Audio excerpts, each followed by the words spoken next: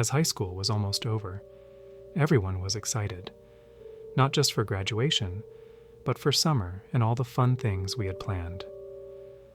On our last day of school, we spent the afternoon talking about everything: what we wanted to do during the break, our dreams for the future, and how things would change after high school. As we were about to head home, one of my friends suddenly stopped and said, "How about we do a sleepover?" The idea lit up everyone's faces.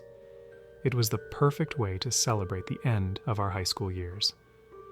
Without hesitation, we all agreed, laughing and throwing out ideas.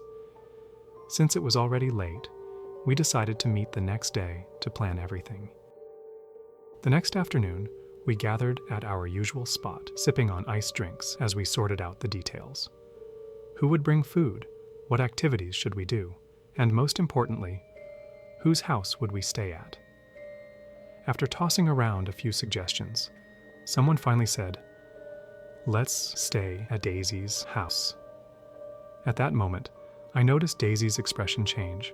For a brief second, she looked surprised, maybe even a little uneasy. I leaned toward her and said, "Hey, it's okay if you don't want to. We can pick another place." She was silent for a moment, then suddenly smiled.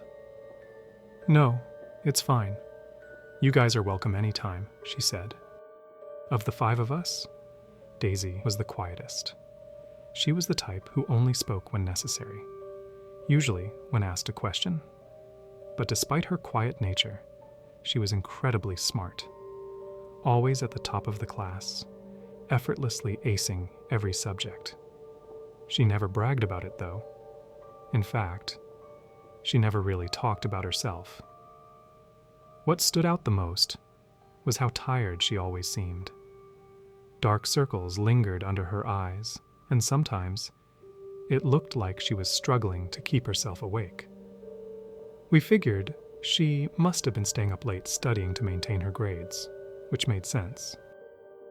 When we arrived at her house, we were immediately struck by how different it was. While the rest of the neighborhood was filled with modern houses, Daisy's home was an old Spanish-style house. It had intricate wooden details on the windows, and a grand, heavy door that creaked as it opened. The exterior walls were slightly worn, hinting at its age, but the house still held an air of elegance. As we stepped inside, the scent of old wood and something faintly floral filled the air.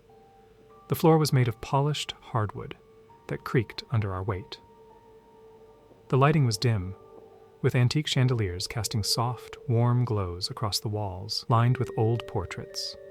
Daisy led us through the hallways and into the room where we would be sleeping. It was simple, with a single king-sized bed in the middle, which meant some of us would have to sleep on the floor. The wooden floor was cold under our feet, and the air inside felt slightly heavier than in the rest of the house.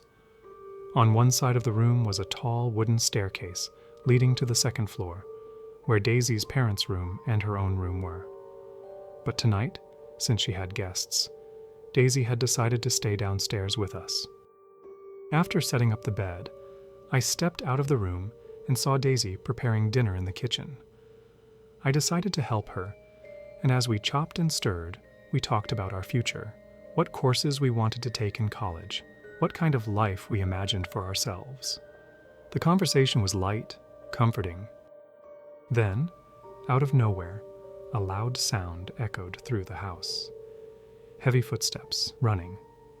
I flinched, my heart skipping a beat.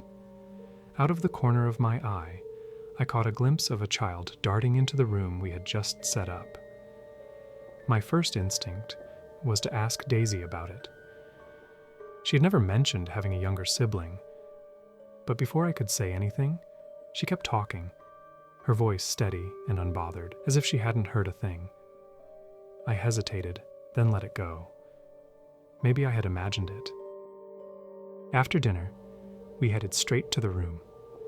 The air was buzzing with excitement as we chatted loudly, our voices filling the space.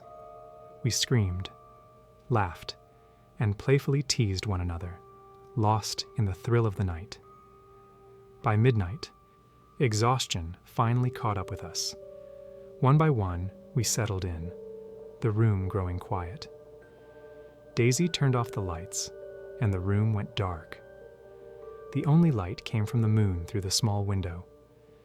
Everything was quiet. In the middle of the night, I woke up to the sound of whispering. My friend beside me was talking in her sleep, her face tense like she was having a bad dream. I gently shook her and asked, "Are you okay?" She pointed toward the stairs.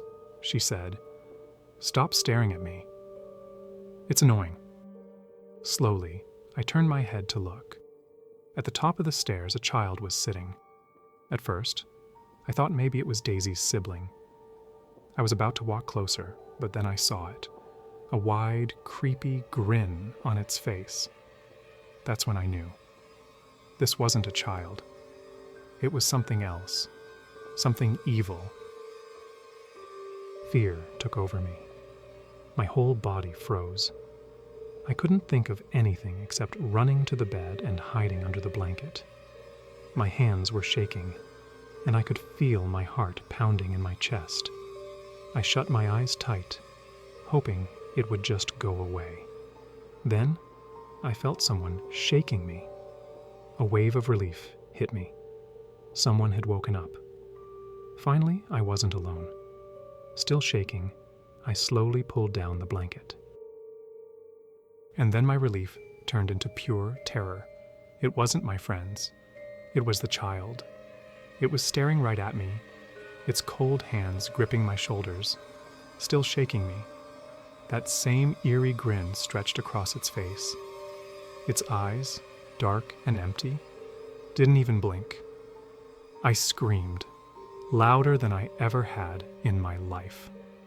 The whole room exploded into panic.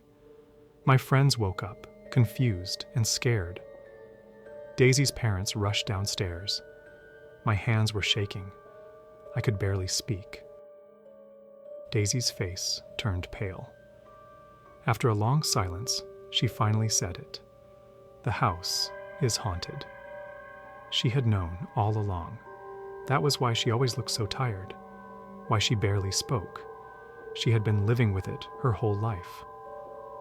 I couldn't stay another second. I grabbed my phone and called my mom, begging her to pick me up. I didn't care that it was late. I just wanted to leave. A week later, we met at our usual coffee shop. Daisy looked guilty, staring down at her drink. Then, in a soft voice, she said, "I should have told you sooner. I'm sorry. But even after all these years, it still scares me knowing the fact that they are still living in the same house."